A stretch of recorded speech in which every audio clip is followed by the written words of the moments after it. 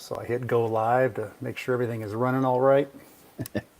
Testing 1, 2, we hear each other. Loud and clear. Cool. All right. I'll see if anybody joins up and watches live. Give it just a minute to do that. Let Jamie McDonald over there. Ron Pepper over here. I think that photo, is that where you went to high school? No, it's not. It's actually, honestly, though, not too far from where I grew up. About a half hour, 45-minute drive. Cool. I didn't go too far from the nest, I guess you could say. So I live about 35 minutes from where I spent most of my life growing up. Just another small Wow. town away. Jeez. Yeah, not the big adventurer. Well, you're At least, going, well, you told me you told me a little bit of your plans ahead of time. We'll save it, but it looks like you're going to adventure a little bit more. well, I've done a lot of traveling, but as far as moving my life, definitely not adventurous. I think my youngest son is going to be that person. He's looking at Oh, good. maybe culinary school in California. Really? Yeah. Nice. Oh, I saw somebody popped on and popped back out. So we already have some people trying out the link. That's good. It's like fishing, we got a little nibble there. A Just need to little focus nibble. them in. And then the internet went out or something. Very possible. All right. Well, hey, here we are. We're doing live streams from home, like the whole world. I didn't see the show, but I saw a clip on YouTube of Saturday Night Live, and I'm like, it didn't work. They tried to do it from home like we're Yeah, doing. yeah. Ooh. All of them. I saw Oh, no. they had the guest was Tom Hanks, Good. appropriately, That's and good. he was doing the monologue. And I mean, if somebody that big and talented and all that can't work, it didn't work. It didn't If work. you, I didn't continue watching at all. And I heard that a lot of it didn't work. I heard somebody else talking about it, that a few things worked, which is usually what happens with Saturday Night Live, is that some things work, some things don't. sure. Yeah. Anyway, we're home. We're here from home, like all of us. Hey, let me just give a quick intro for anybody watching or watches later. What are we doing? Well, I work a lot with a little software company called HDR, Soft Mix Photomatics, and we had a little talk about, hey, what can we do during this time? It's not that we're not working, of course, but it's a little bit downtime and can't really do anything else, too much else. So how can we help out? And I said, I would love to do some of these live talks with other photographers. And that's for my own sanity. And I got the blessing to go ahead and do that and have some people on that I know and would like to know and all that. So we're going to talk about photography. We'll talk a little bit about HDR, because that's what the Photomatics group does. And I'm on that team. And we're going to talk today with Jamie McDonald, who's not in particularly like focused on HDR, but that's okay. We can talk about any kind of photography we want, Sure. and hopefully we'll have people popping in. Now I see a few people are watching live, so I hope you guys can pop in. You can be on video or not, and ask questions, discuss a little bit, and then pop back out and let somebody else in. Oh, back back to the discussion about, hey, what can we do during this time? Can we do something else that's helpful besides ideas about photography?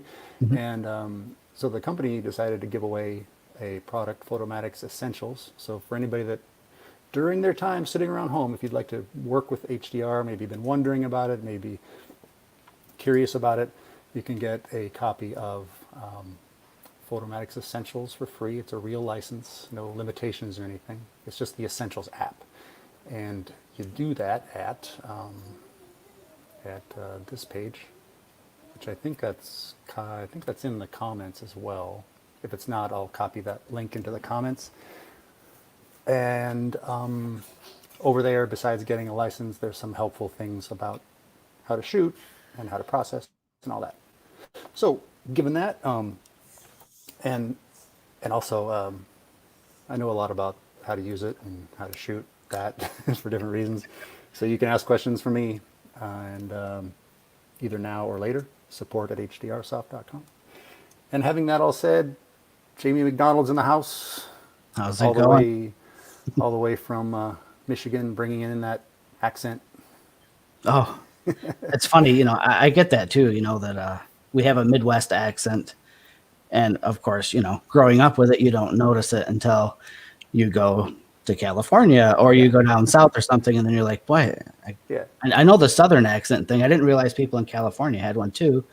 And then it gets flipped around, and people are like, "Oh, you must be from the Midwest." Well, Like, we don't. let me ask you this though. Like I mean, unlike you, did we talk about this before the stream or on the stream that you haven't traveled a ton, right? But I've done the opposite. I've traveled as much as I possibly could, and so I joke around about the American accent, which one's right, and all that. Sure. And my joking, well, I could put us on the screen. My joking around reason for the West Coast accent being correct is that that's where Hollywood is, and that's what most of the world thinks is American accent. Oh, So, but my I like. that's kind of joking and kind of has a point, right? But my what with you for you guys that are just not in the, if anyone out there in the South and the Midwest and wherever, Canada, you still watch Hollywood stuff all the time, right? And Oh, sure. so isn't that noticeable growing up, or is it just something that's so ingrained that it doesn't even? It's either so ingrained or they're all speaking with a Midwest accent, Ron. You just don't notice it. No, I don't notice it at all. Not in. No, I mean half the time you've got to figure in any sort of a movie or Hollywood production, the characters that they're playing, chances are come from somewhere within the United Yeah, States if it's an American actor or whatever, or an American role. And I'll tell you what, now you've got me wanting to start watching and paying attention to see if people are using, a Midwest accent or a yeah. California accent because, I once you ruined it start for you. getting further East Coast, the accents become very distinct. Yeah, You've got Brooklyn and Boston and, things like that where the accents are really, really heavy. yeah. But the Midwest, I don't notice it. I only notice it some. It's not that strong or anything, but it's just. Yeah. I'm not self-conscious now. Thank you. I also grew up. We hey, it is. I've heard. Actually, my family's from the Midwest, so I've been hearing it all the whole time. I've certain family members that sound just like they're out of the movie Fargo. Ah, Like it's pretty extreme, sure. and then siblings in the same family, super mild. So I don't know. There's no way. What can we say about Jamie? The Olympus. When I met you, you were Olympus Visionary. visionary, and now you're still doing educator, Mhm. and very.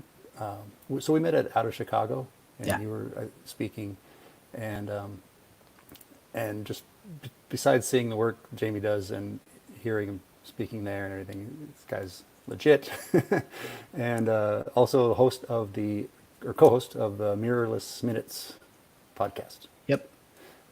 So check that out. And you guys are up in full speed during all this time, right? During our Definitely. yeah, I think the only thing that's seen a slowdown for obvious reasons is so in conjunction with the Mirrorless Minutes podcast, I also run Mirrorless Adventures. It's a workshop company. And as of now, all workshops are on hold, yeah, obviously. yeah. Supposed to have one this week. And well, that's been postponed until October. Oh So, man, but yeah, kind of a busy guy. I try to stay busy. yeah. Any chance of doing social distancing workshops or Oh boy, I don't even know what that would look like. yeah, I can say this much. So running workshops, depending on your location, it's like herding cats. You yeah, get a group of, generally my workshop size is 10 people, and it's usually myself and another co-leader of the workshop, whether it's Mike Baining, the other host of Mirrorless Minutes, or some of the other people that we've kind of looped into our workshop company. So roughly 5 people per educator or teacher. right, Man, I'll tell you what, though, keeping track of 10 people, you can lose them quick. Now, if we were supposed to give ourselves 6 feet or more distance between one another, I'm just going to have to say, look, everybody has to come with good liability insurance. And, you need to notify your spouse of where you were supposed to be at because I'm probably going to lose someone on this thing. if you get into if you're in that situation, even if you're in let's say you're in one location, even then you would have be so much different because you couldn't really help people with their camera. You couldn't just No. grab it from them and help with the menus and And you spend a lot of time shoulder to shoulder with yeah. people when you're teaching. You're looking at the back of their camera, Yeah, or that's kind of the best. One of the best things about being in those groups, right, is that Mhm. you can one-on-one. yeah, Close. do cool things like at different kinds of get-togethers and workshops. You swap lenses to try Mhm. out equipment. But there's a lot of literally hands-on the same things, grabbing equipment and Yeah. yeah. I mean, I've never lost anyone yet, although I did a workshop in our Arches National Park last year in Moab, and we did a big astrophotography section at Balanced Rock.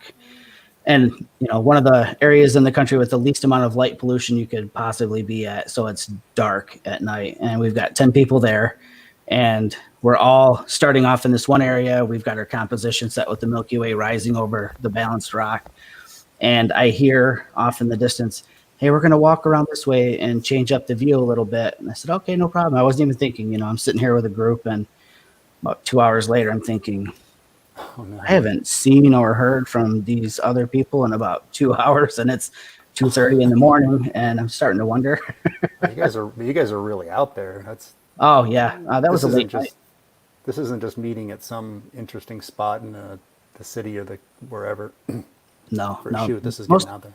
most of my workshops usually are like that. We're not really in a simple location necessarily. Arches was probably the easiest workshop location that we've done, because most of the features in Arches National Park are a very short distance from parking areas, except for the most iconic location in Arches National Park, Delicate Arch. That's actually a pretty rugged hike back to it, and it's pretty amazing though, because we're taking our group back there, and some of the people decided they didn't want to go. They were exhausted from the day, because I'm a little bit of a I push. I'm like, come on, let's go more. There's so much more to see. You're only going to be here once doing this, so let's get everything we can. And then after about 8 or 9 miles of walking in the high desert, for that throughout the day, when we got to do Delicate Arch, a couple of people bowed out, understandably.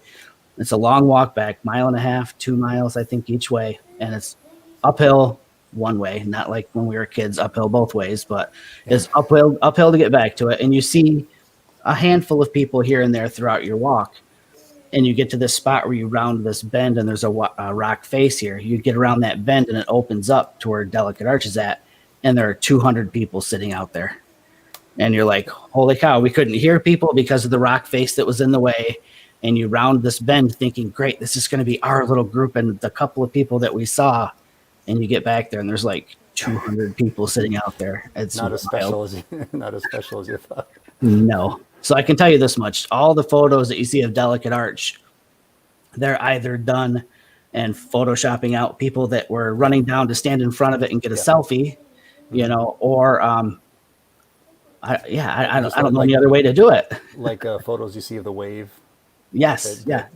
Where there's something like I didn't even know this. I think it was like F Stoppers or somebody did their behind the scenes of getting there and getting the shots, and it was really interesting to see the real life how they help people down there when you're in that classic cave shot, and the guy knows what they know what to do. They're like, get ready, and they throw dust some up sand. for you. Yep. Yeah. Like, oh, that's so good. I was so happy to see the behind the scenes of that.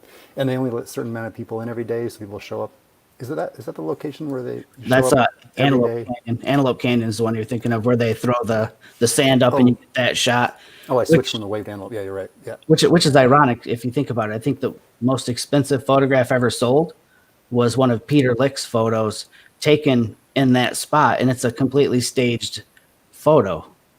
It's just kind of weird that a staged photo could be something so valuable when hundreds and hundreds and hundreds of people do that every month. The same thing. Yeah, I guess if he was the original stager, then that's kind of cool. Just call it good. Production or whatever. Good branding. Well, I'm glad you're here looking all professional in your professional camera there. Here I am with the webcam with my, as you know, you even recognize the Impractical Jokers shirt. And we have some background noise from. Oh, I've got my work The guy shirt over from there. my day job here. Okay. So my day job is not full-time professional photographer, brand ambassador, unfortunately. Hey, well, tell us. So that's a good segue. You had some samples that from that. That was Sure. I thought was great. Like a use for HDR. That's Mhm. the only. Usually my purpose has always been to replace having to use lights. Mhm. So if it was like a one of my first things I did in photography was real estate photography, and that included 360-degree real estate photography. You can't light that. No. With real estate photography, one option is to come in and be really deliberate about where you set your lights. Mhm. Those could be hot lights, they could be strobes, different things, and that's cool. That's professional photography. Or you can bracket the heck out of it, and then later you'll be combining them in a Fusion or HDR. Right. And again, in 360, try to light a 360. You'll be there all day. Yeah. So I've always been using it for that. Replace lights. Your use is to show the lights. Right. Right. I love it. I love it. Yeah. So, I guess first, there are no coincidental segues with me. So, You, so my day job, I'm the marketing director for a lighting manufacturer here in Michigan, and our specialty is high bay lights. Those are the big lights you'd find in a big box store, the big round ones that are just blindingly light, bright to look at. And one of my duties as marketing director, I also wear the hat of product photographer, and I also go out on location for different installs that we do, so I can get before and after images, things that I can use in marketing, and put together press materials and things like that. So, extra valuable as you come as a photographer as well. yeah, Nice. yeah, they benefited from that one.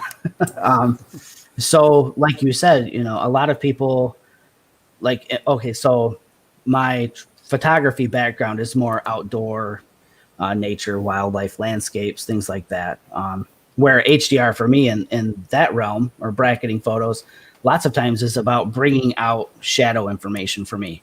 Because especially if I'm shooting it, the ideal times for shooting landscapes are going to be sunrise, sunset, right in those windows, which tends to give you darker foregrounds. Your sky usually exposes pretty easily for you, but the foreground gets dark. So I'm used to bringing shadows out.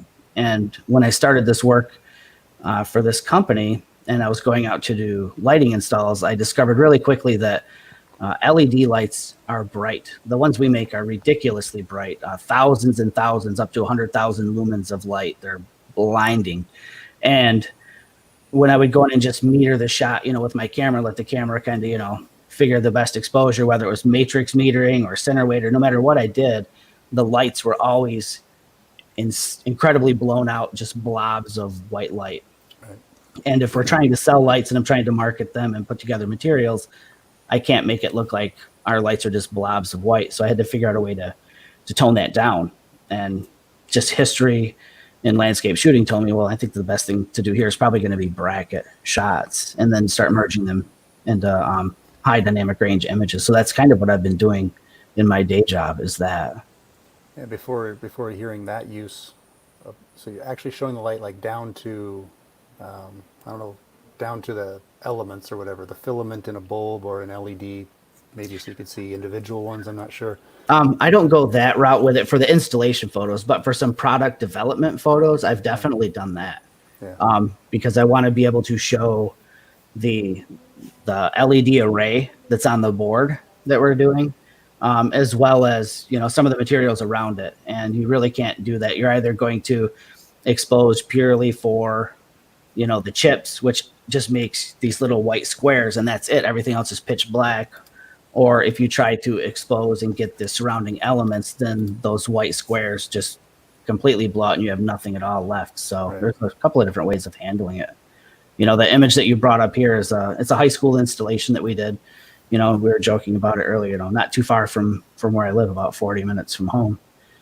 So this is the gym installation, and this is basically the base image that would come out of the camera. So this is shot with an Olympus. So it's a Micro Four Thirds camera.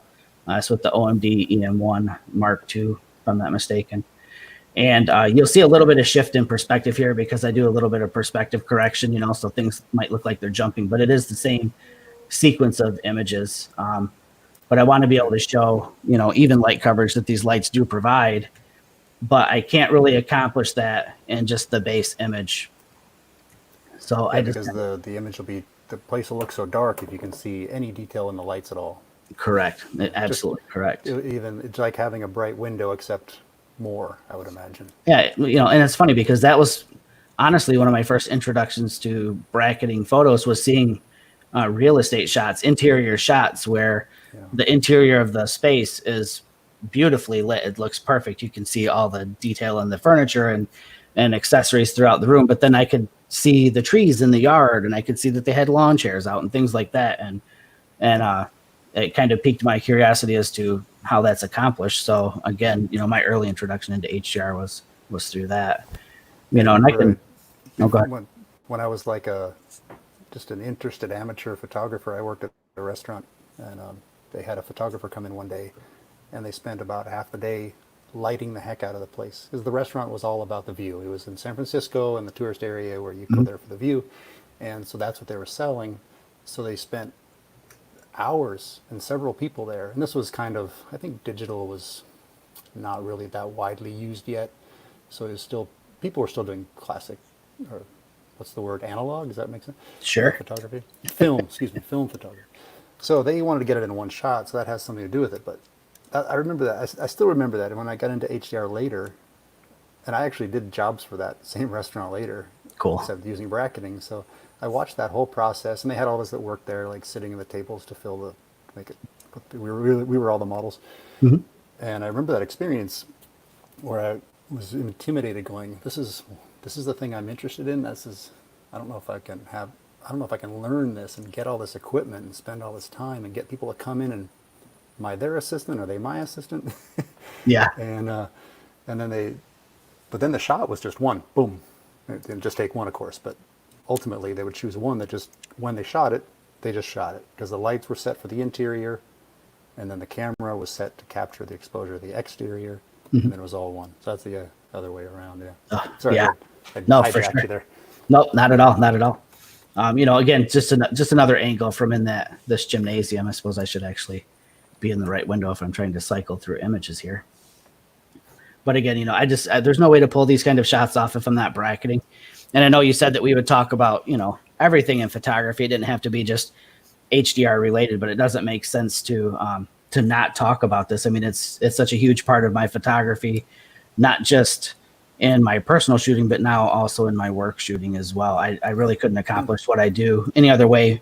You can't do a long exposure because I'll blow the lights out. So there's no way to get, shadow depth that way. Try to light that room. Oh, no way. And that's another one of those kind of myths that I like kind of busting if I'm talking about this out somewhere, is that for better and for worse, HDR got to be known as kind of a look, and that's completely not what it is. It's a tool. It's in your photographic toolbox, and you pull it out for a situation like this. Sure.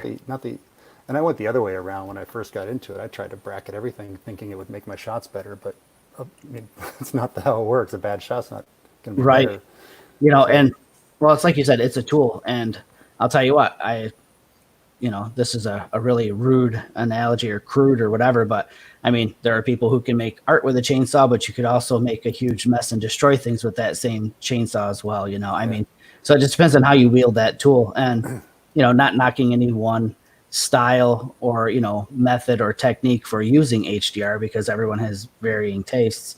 But yeah, I mean, it's a tool. And if you can make, and at the same time too, if you can make something out of it, then hey, more power.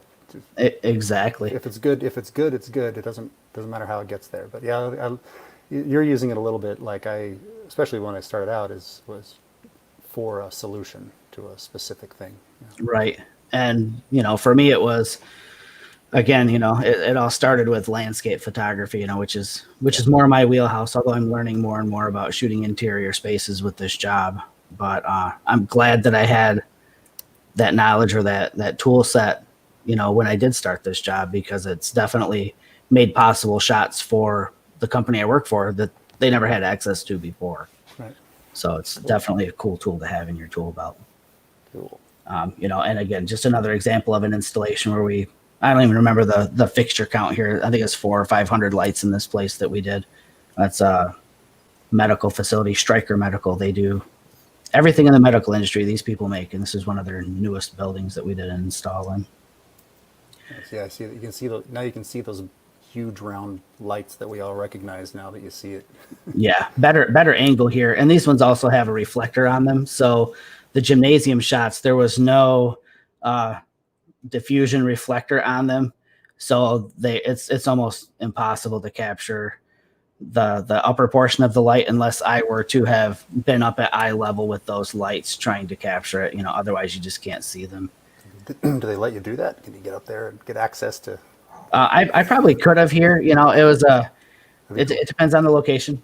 These people were really strict. They had a lot of inspections going on and things like that. And I was obviously not part of the construction team. I'm coming in with a camera backpack and tripod and stuff like that. But I probably could have gotten on one of those scissor lifts if I had asked nicely and maybe bought someone lunch or something. Well, it's fun when you get in the right photographic situation and Sure. people start letting you do stuff. Oh, they do. They take you serious. If you have a big camera, big lens, big tripod, they're like, oh, Yeah. this guy knows what he's doing. We better help him out. Yeah. Hey, this guy's our photographer. He's going to be here today. Right. Take care of him. It's just never get what you don't ask for, right? So this was, the workshop I did last year I was talking about earlier in Moab. This is Dead Horse Point State Park in Moab. And this is more of what I would use HDR for. So you said earlier that there's this, I don't want to say a stigma, but there's something around HDR where people feel like it's a look. And it's probably because they got a bad taste of how far people can push a bracketed image, with software. So this isn't really an extreme difference between the two. Okay. I mean, you see the perspective change. I apologize for that because I cropped out the people in the far right in my frame. Post-processing, man. Got to do it. Right. But you can see the difference here. So I toned down the highlights where the sun is setting on the horizon and brought up the shadows on this juniper bush in the foreground. And that's it. I mean, you really don't have to push it too far, but I was able to bring out enough detail between the original image, the base exposure and the final product to be happy with, a little more representative of what was going on there with my eyes. I mean, I think we obviously have a little bit more dynamic range than a lot of the equipment out there does. So again, when you just want to save a few highlights or bring a few shadows that wouldn't have been there otherwise. And, I spent some years as a brand ambassador for a filter company as well. And I know there are probably some people that might watch this and say, well, why didn't you use filters, when you were doing this? And to that, I will say, I actually was using filters when I did this. And when you start coupling the use of filters to really even out your exposure and bracketing together, it gives you so much more leeway, so much more creative freedom, so much more you can work with within your image. So, again, I know some people want to say, I don't need filters. I'll just do HDR. And some people say, I won't do HDR. I've got good filters. Right. I say put them both together. And the results for me personally have just been so much better. Yeah, putting them together is interesting. Well, first of all, just for anybody, you're probably talking about a graduated filter for something like this. Yep. And for that shot, it could work because you've got a pretty straight horizon. Even with the tree popping above the horizon, it could probably work because it was straight. But there's just like everything, including bracketing and stuff, it doesn't work for every situation. So, Right. And I have lenses that don't take filters, or there's a timing thing, there's a situational thing, there's walking around Cinque Terre in Italy with one camera, one lens, Right. maybe a tripod, if depending on the day, how lazy I felt. And hand holding bracketed shots works. Yeah. So there's just, again, I'm not the guy out there like pushing. It's just a really great tool to have. And For sure. also, by the way, I saw somebody, I would give credit if I remembered who it was, probably a YouTube video that they were bracketing via the filters. Oh, well, yeah, there's no reason you couldn't. You know, Yeah, I there's mean, no reason you couldn't at all. yeah, it would take some. You got to know what you're doing, but all that takes is Yeah. using the filters a bit and getting to know them. 'Cause there's some focusing issues that can be Sure. difficult and stuff. Yep. But like anything, okay, Yeah. using. I just thought that was brilliant though, because they're like, why would you would do that? Because then you can have all the shots at the same shutter speed, right? Mm-hmm. Because if you bracket, you should always bracket shutter speed pretty Right. much only, because Yep. aperture will change focus and stuff. But that way Exactly. you could keep all the settings the same on the camera. And that's so maybe if you wanted a slow, maybe your silky water or something like Mm-hmm. that, or you want it fast because you wanted no movement, you could do the same shutters. And I just find that fascinating. So No, that's a very cool idea. I'm glad you brought that up because it's something that I'll put in my little tool bag and give that a shot as soon as I'm able to leave my home and get back into my regular photography.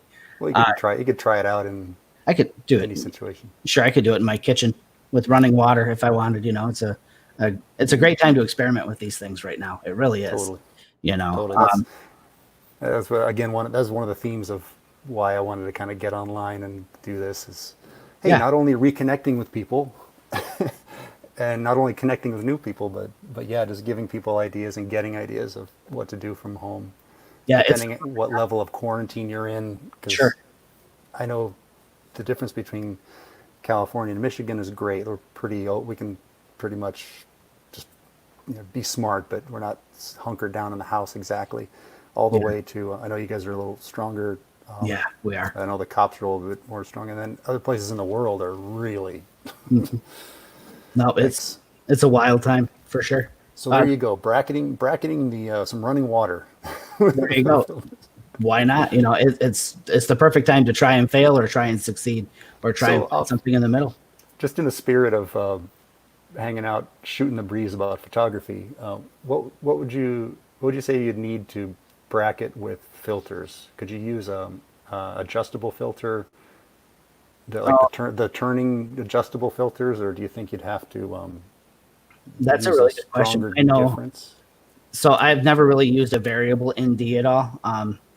Just because the filter system that I'm set up with it's not something that I use.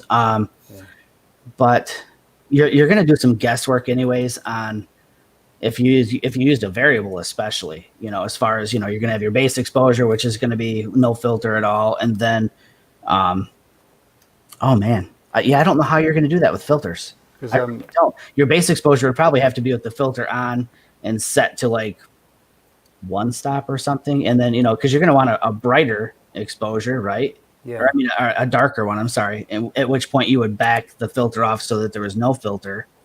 So that would be the one that gathers more light. I don't know. This is Right. really interesting to think about.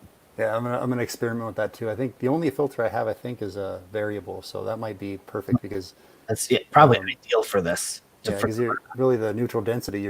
Normally you're just darkening down Mhm. what comes in so that you can use a slower shutter speed, right? Right. But the variable one lets you do that by, I forgot how many stops, because I'm just not I don't use filters a lot, but I do have them, so Yeah. give that a try. Hey, we have a guest.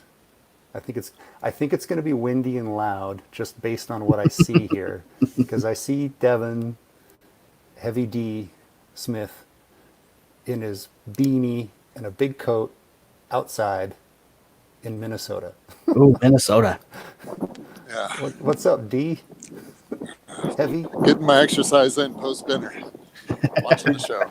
Now, So I'm late to the show. So Did you just call in to say hey? yeah, I love this. I feel like it's a talk show. I feel like I'm on Free Talk Live, man. long time listener, first time caller. Well, that's just not true. Yeah, it's not true. No, I've delved deep into my photography during this break. I'm here in Minnesota, kind of unscheduled, but I've been shooting a lot of food for my wife's cafe, just practicing and kind Awesome. of cobbling together lights that are way too strong and trying to tone it down and Yeah, just perfect. garage banding it a little bit. That's But the way it's to fun. do it. That's awesome. That's what I And I've highly- got I found an Instagram page called Food Duchess, and her photos, I'm assuming it's a gal. her photos of food are beautiful. It's totally inspiring. So I kind of look at her shots and then do some recreation and kind of riff on that. But I found that's it's been pretty fun, and I'm nowhere close to her, but it'll get there. That's that was one of my first ideas to try from home, is some more food photography. And if I were cooking anything, I'd probably do that. But I thought that was a great thing to try. Yeah. So for those people who are listening live or who are tuning in later, that's food.duchess on Instagram. And I just jumped over there. You're right. It's gorgeous. Food. That's beautiful. Yeah. Hey, and I also saw, one more cool thing that I saw was Bon Appetit. They were doing on Instagram like videos of how to make, and I was looking at cinnamon rolls. And so they had 6 different really small vignettes. And so you could look at each one and within about a minute slide through each one. And so I thought, well, if you could do that for photography too. So I'm going to do that tomorrow and kind of recreate their video, but in photos. Awesome. So that'd be pretty fun project too.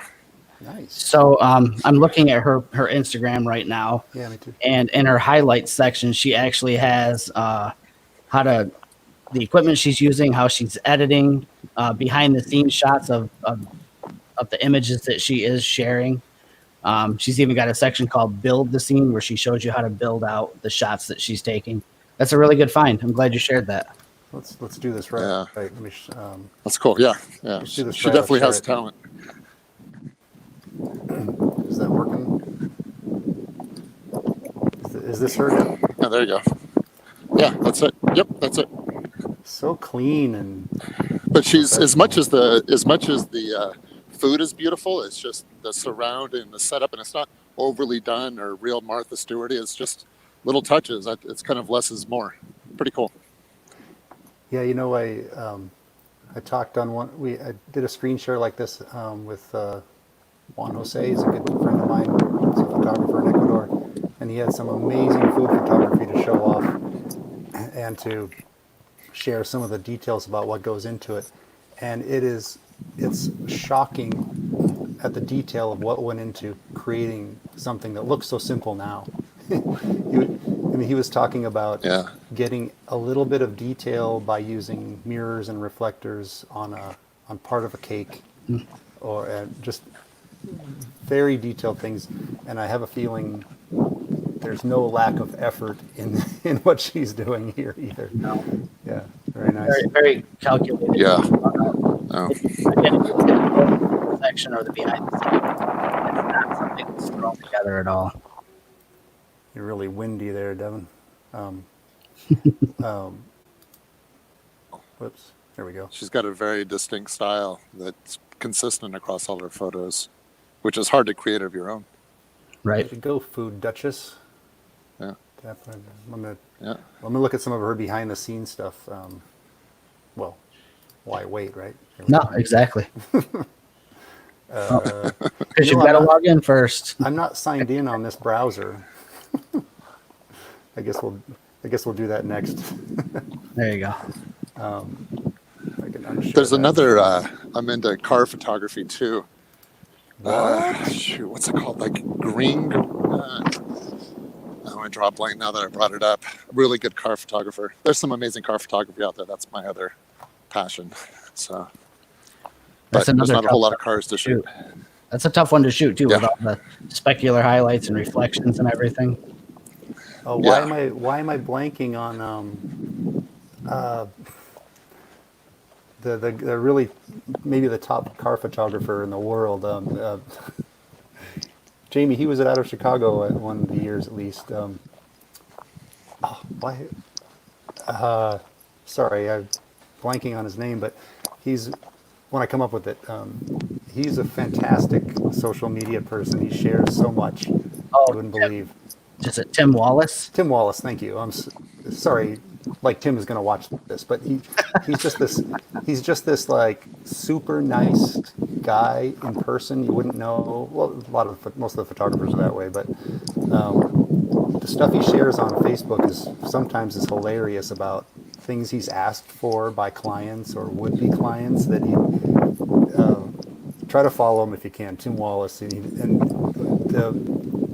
when you think of those ultimate, I don't know, say Jaguar or some cars, ultimate photos, Yeah. that's the guy that does that kind of thing. Yeah, a lot of supercars. I think out of Chicago, I think they were photographing a McLaren. Well, it sounded like that, yeah. $200,000 supercar. Wow. Yeah, we need to talk about car photography one of these days. We go through your experience on that, Devin. I remember you were going through a learning curve. Yeah. making 95% of what I've done's been out of studio, and it's so the challenge is trying to give something personality with a load of background noise of other cars and people. And I want to say Garland. I'm still drawing a blank on this guy, but he's very good at kind of chopping the car and just focusing on certain pieces. And you know, with food, at least you can decorate around and give it some personality. With cars, it's really hard, and he does a good job. Cool. A lot of times it's situational, side of the road Monaco type thing. He does good. Yeah, and you take it out there and wash the car once you get there, right? Yeah. And what do you got? What else you got for car tips while you're here? Car photography tips, that is. Me? Yeah. Yeah, you're the car Put you on expert. the spot now. Out of the three of us, I've never you're been the an expert. expert on a photo show before, so it's new territory for me. I think it's all about the interior. Everyone knows what the exterior looks like, and I'm always curious with new cars of what the interior looks like. So whether in most of my shots are ambient light, is making sure that it's positioned just right. Hey, I'll catch you later. If you do, there was some discussion. Devin, I'm going to mute you for a second just because you're windy. I'll put you back on. The other thing is, if you're going to do a 360 of the interior of a car, make sure to get all of the equipment out of the shot, because there's a thing going back and forth in the panoramic photography community about some of the interior photos that I won't call out names, but they're all, did you see the one from such and such? Did you see the one? Because there's floating equipment in there that wasn't cloned out and stuff like this. And then making it, they couldn't make it more obvious of where the compositing was. It's just horrible. Yeah. Well, I do a lot of my shots that I originally did would be in Monaco, and so you'd be on a pier and there'd be a lot of light, but then the interior would be dark. But you also wanted to capture the background because yachts and things like that, so it kind of gave the aura that you want. So I used a lot of photomatics with that to be able to pull out of the windows, and it helped the shots. It was a little bit labor intensive, but definitely worth it. And who recommended that to you? Makes you really think about composition. I couldn't even guess. Yeah. And by the way, so another tip from Devin: if you want to improve your photography, go to Monaco. Yeah, it doesn't hurt. Yeah. Once the first time I went to Hawaii, I started telling everybody that. I said, "Oh, my photography is so much better now that I'm in Hawaii. Look how that worked."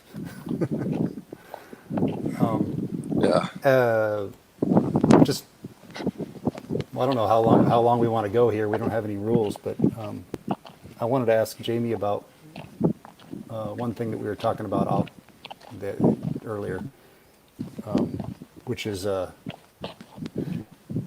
don't really know how to segue this, but Iceland, baby. He's got a great resource that I just think is amazing. Sure. So pre-COVID, was planning to go to Iceland in June with my two sons. 10 days driving the ring road by camper van, and it's been on my bucket list for probably 10 years, 11 years, and finally got to a point where it's a reality. It's going to happen. Of course, all this happens globally. Of course, the world is conspiring against me going somewhere. But leading up to it, as part of the research, I was finding really quickly that Iceland can be overwhelming as far as, where all you want to go, drive times between locations, where you're going to get gas, things like that. And I found this resource. If you go to international-photographer.com, this gentleman makes this map. And I'm not even going to try to unfold it right here because it will literally take up the entire screen. But he sends with it a little postcard that just kind of shows you what the map looks like when it's folded out. It's a gorgeous map developed, by a photographer. Oh, I there we I go. meant to put just you there, but I don't. Can I put just you on? I think so. I don't know. Maybe not. Oh, There we go. aha, got it. So this is, a really, really extremely scaled back version of what the map looks like, but it's developed for photographers in mind specifically. So he has put points of interest for photographers all over the entire country. So everyone is familiar with, the southern part of Iceland, and when you get up towards, the western side near Reykjavik and just up in the West Fjords, everybody knows about this region through here. And the ring road, or not the ring road, but the Golden Circle, which I'm doing this backwards on my screen, so it's not working so well. But everybody knows about this region right through here, okay? But you've still got all the rest of the country to deal with, and he's got photography locations, the locations of hot springs for you to take a dip in, every waterfall, every farmhouse, every church, every abandoned anything, lighthouses, you name it, and the map, when you get it, is on this material that is waterproof and tear-proof, which if you do your research on Iceland, you'll find out quickly that it rains a lot and it's crazy windy there. So a normal map would probably just be in tatters within, a few Not on a days. device that you have to protect either. Yeah, and I'll be honest with you. So one of the reasons I wanted this map is because when we're back from this trip, I'm going to frame this map and we're going to put pins in all the places that we stopped, just as like this big keepsake from it. But I highly recommend it. It's an incredible resource. And I think Ron can pop the link up there on the screen Yeah, I potentially. was just going back to my. I'm still learning here. That's There okay. we go. There we go. International-photographer.com. And if you're Very planning on Iceland, I would say go. But he also does maps on the Southwest United States and the Faroe Islands. So all three of those are just amazing photographic locations. I've at least been, around the Southwest here in the United States and checking Iceland off in June. I don't care what happens. If I have to don a hazmat suit and my kids and I are bundled up with respirators and oxygen tanks, I don't care. We're going. What's Iceland doing? You might know this. What's Iceland doing now? Are they really locked down or not? Not too bad. So I'm in a few Iceland groups on Facebook and just saw a post earlier of one of the waterfalls that's there, and there were literally no people, which is it's pretty unheard of, for Iceland to have no people. But I But think are they open for? I mean, I see the For big problem travel? would be getting there, of course. But what about just hotels? that's a good question. I don't follow that news just because my plans don't involve hotels in any fashion. I've got a Of course. camper van rented, so my hotel is on wheels and it's where I want it to be. Oh, so actually the only really sticking point would be the flights, For me, it is, yeah. because that's where everything's swirling around anyway. Correct. And I have a feeling we could probably make the flight out. I really don't think that by June that'll be too much of an issue. My only concern would probably be getting back home. I don't know. We'll see though. If I have to charter a darn boat, we're making it over there somehow. I've got too much time and money invested in this whole thing to try to back out now. Well, I noticed the other night there's a James Bond movie on, kind of in the background around here, and unless I missed something, he drove from England to Iceland Oh, because Q was giving him his new gadgets. You know how it Yeah. always happens in Oh, yeah. in a Bond movie, and he gave him remember that movie where the Aston Martin turned invisible, and then he took it to that looked like where Superman lived or something in Iceland. It looked like. Oh. The next scene he was Yes. zooming to it in that same car. So I guess you can drive there. yeah. Only James Bond. Or Only. it could, maybe they explained it and I wasn't barely watching, so maybe it made more sense. I don't know. Sure. That's possible. Oh, is he where? So a question from Robert. Oh, good. Or did he have a question? Robert, he said he was doing macro, but Robert's the one he said he's watching but not listening. Is that right?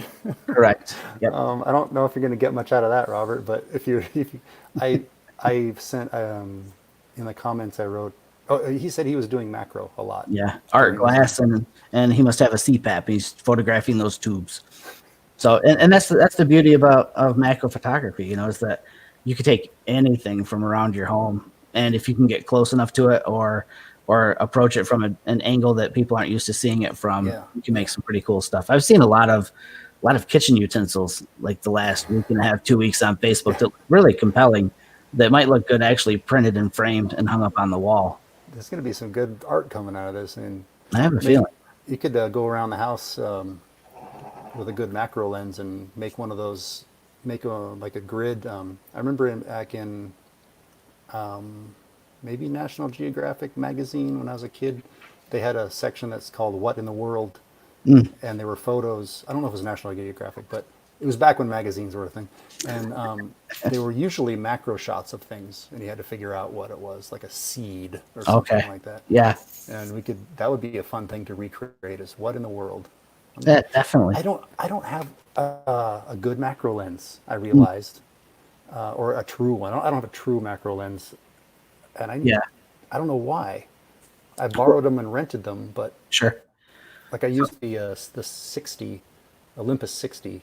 Okay, yeah, it's a great. Borrow that, yeah. So there's a photographer I follow online. Found him years ago on Flickr. His name's Thomas Shahan.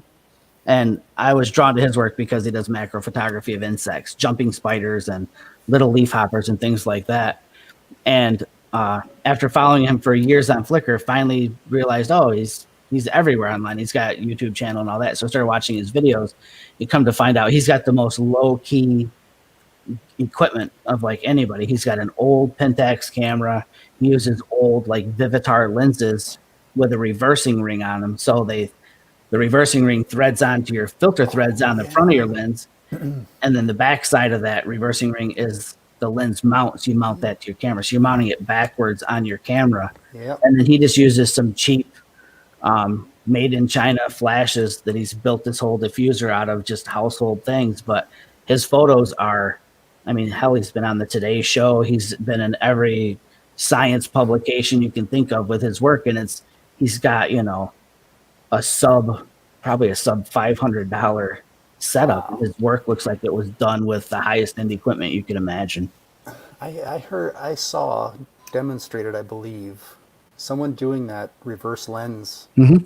And I don't want to try this myself. I can say why in a minute, but just doing it without even connecting it fully, just holding it. Yeah, I've seen that. Yeah.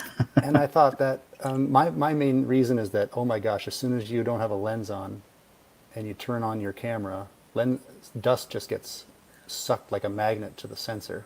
Yeah, not on Olympus cameras for some reason, really? But my Sony camera, oh my gosh, my Sony camera, I take a lens off that and I might as well just be pouring dirt in it. Yeah. Oh, if you make the mistake of leaving the camera on and switching lenses, it can be like a magnet.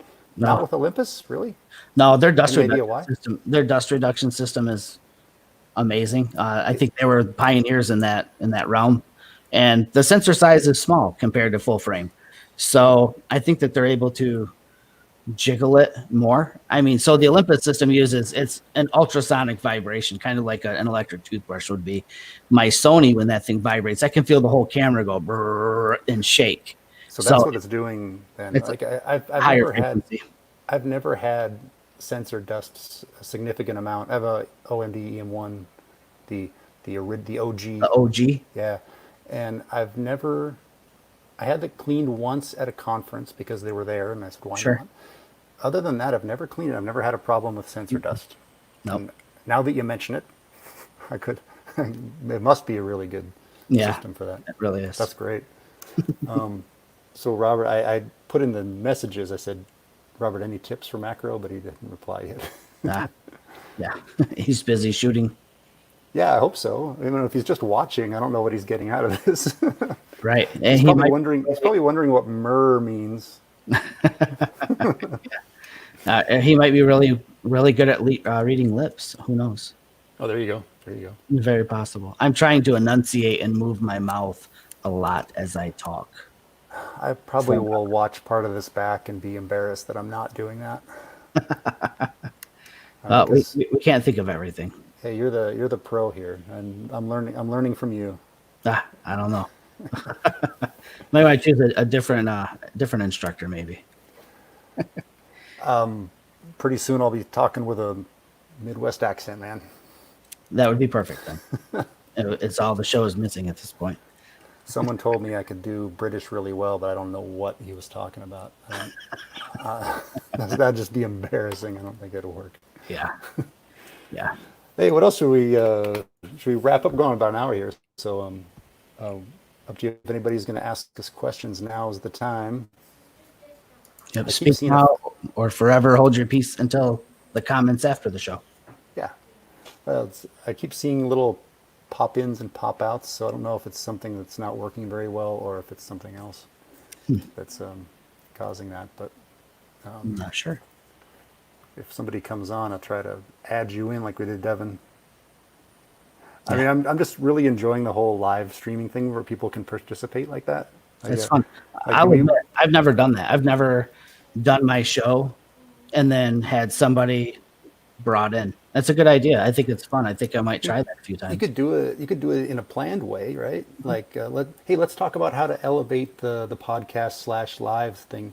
And what about having instead of having more than 3? I think after 4 people for sure, it's too many on like kind of a round table type of a show. So instead of doing that, why not have people come on for a short time, planned, so they know? And No, it's great. It's kind of like the radio call-in, except with video. I mean, if I think for some people there might be a certain comfort level that they might not have with jumping on, but for those who are interested in it, I think I'll start doing that on my show. I think I'll start inviting people. They could ask a question in the chat like they traditionally have been doing, or if they're feeling gutsy and ambitious and had some liquid courage or something, they could just jump right in. I'll pull them in and they can just chat live. just let them know you can with one click they're out of there. So Yeah. I was kind of wondering, this is live, so what about swearing and stuff? Does that even come in? Like, I mean, only It would show up. It's just I think when you start streaming to YouTube, you won't get dinged or anything, but I don't know if you can monetize if you have swearing on your videos. yeah. I wonder if people would unknowingly, and I don't suppose you can't like beep things out. Like, I know the internet doesn't care, but No. maybe your channel, you want to, like, on this channel, wouldn't want that on here. So No, not as a business for sure. not as a business. Yeah, exactly. So I don't know how that would exactly work, but I have a feeling if people start doing it, that there will be. I mean, people start having people pop in and pop out, and It's then, an inevitability. then there's going to be some solutions come out by like the system that we're using now. Maybe they'll have Some sort of Well, AI. there is we're about 10 seconds ahead of Facebook, I believe. So Yeah, it's it- already kind of built in. So Yeah. maybe they'll come out with that little dump button thing where you can push it. All of us that are listeners or viewers of shows, we all know that happens. It's just Right. a matter of making it happen for the rest of us guys. Yeah. Hello, Richard. He says, "Hey, hello, guys." Robert's not going to respond again, but That's Jamie okay. McDonald made a comment. I see. I had to jump in there at some point. But Well, yeah, cool, man. I want best of luck on the no matter what kind of photography you got going on. I can appreciate that. That is sometimes I think I would like to get myself back to my somewhat younger version of me, the relentless side, where it was just nothing went unfollowed up upon. Is that right? Like if there were, like I would spend a lot of time developing client relationships and just not let anything go, and then I guess you grow up and you're busier and you don't need to do it quite so much, and yeah, I mean I'm 50 now. I've got to get back to that attitude of 30, right? catching up quick. So Yeah. Yeah, well, maybe use this use this whole time just to sort of reset. Like again, this is kind of what this is all about. Is just paying attention to the community again, because I do miss. This has nothing to do with having a quarantine, but the some of the conferences that, like, it used to be the California Photo Festival that I got to know people going every year. I really missed having that. Out of Chicago has gotten to be a smaller kind of thing that I haven't been. I don't want to say it's not great still or not, but when we were going there for a few years, there was such a good community. It was, for sure. And so resetting to find that a little bit again could be part of this. And Yeah. we're all just doing it like this on video instead. And It fell apart when I stopped presenting there. So is that what it was? Yeah. no, I think those were in all honesty, though, not, saying it has anything to do with me, but I think that those first, 3 years or so were like really great. And just the feedback was always great. I think that it just grew so fast and it became hard to manage. It is a big endeavor to run that conference, and it's super great, super fun event. I loved doing Out of Chicago, but Yeah, they found the right combination of of there's some sitting and listening to Jamie McDonald and Mike Baining and a couple of times Ron Pepper and Levi Sim and and Tim Wallace. yeah, And just being around those is great. So there's some of that where you're listening to people and watching that, but mostly it was a lot of out shooting. yes, Tons of being out shooting, and it was fun. up until it was acceptable to order a pizza. That's pretty much what that show was about. Yeah, And then rather than going to like a Photoshop World or something, or a WPPI where there's I like those shows, but you're not really going shooting. It's not much about that. yeah, So they were a really good combination. That was the same thing with the California one. But you're right. It takes a lot. It's hard to run as a business. oh yeah, for sure. And so hopefully we'll get some of those going. And if they have a few years run and then switch, then that's okay. Yeah, I agree. Well, cool, Jamie. Let's head out of here. And I don't know about you, but I have real life stuff I've got to take care of Yeah, as well. do me a favor if you can, real quick, before we go. I don't know if you have the link handy, but can you pop up the link where people can get Photomatics again? Because for those who tuned in late, so I would suggest you go back and watch the intro where Ron kind of talks about who he is and what his relationship is with HDR Soft, the creators of Photomatics. But they're doing this super cool thing where they're giving away, what is the version again? What is it? It's The Photomatics Essentials. Photomatics Essentials. Yeah. I would say jump on it. It's a really great gesture from a cool company. It's a small company, and I'm all about supporting the smaller companies.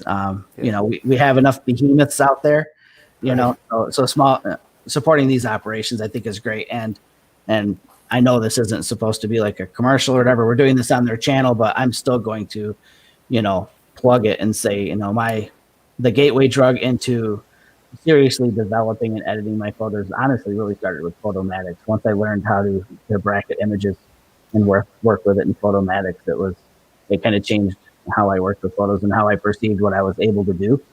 And this is a plug about me now. So my approach to photography has always been based on my previous life before photography, being, in love with art and painting and drawing. And I kind of treat photography the same way. I see that the initial image that comes out of the camera, I choose that as my canvas. And then I use software like Photomatics and others to paint in my mental state when I shot that image. So my images never look like they did right when you were there. They look how I felt when I was there, and again, software like Photomatics makes it easy for me to express that. So jump on that, you guys, jump on that link and download that and check it out. Yeah, thanks for bookending that. That's great. I appreciate that. And for what it's worth, in the same way, I was just a huge user. It made it possible, before I got involved with the company, it just made it possible for me to do what I was trying to do. Mm-hmm. And it brought me into the professional world, really. And not that I was all about it, but it was that tool that I needed. So yeah, and then if you're not getting what you want out of it, we're here to help. HD. We'll just go to the website. There's Yep. Yep. I'm one of the people that replies to support questions, especially when they're actually about the photography part of it. Cool. So you might get me responding anybody that comes in, and we're going to keep doing these and bring up questions. I mean, if you want to talk about bracketing, I can talk all day about bracketing and how to best do it. And so anybody watching, like, yeah, keep up on the channel, YouTube or Facebook, and just make it more conversational. And if this turns into something we keep doing after the quarantine, that'd be great. Yeah. If it doesn't, that's fine. But we're trying something new, and yeah, it's good to hear how your story about that. I didn't really realize that. Appreciate that. Sure. Well, thanks, Jamie. And I see you have your Instagram there. Give me a Follow Jamie follow. right Give me there. a follow. MacDonald, the MAC. Yep. Like the farmer, not the fast food. Mac. Okay. Mine's Sorry, I easy. can get it across. Mine's easy. R Pepper. Go R Pepper. There you go. There you go. All right, man. Thanks so much for doing this. Not a problem. Nice to connect and share with everybody, and we'll see you soon. You guys stay safe out there. Thanks, everybody. Bye.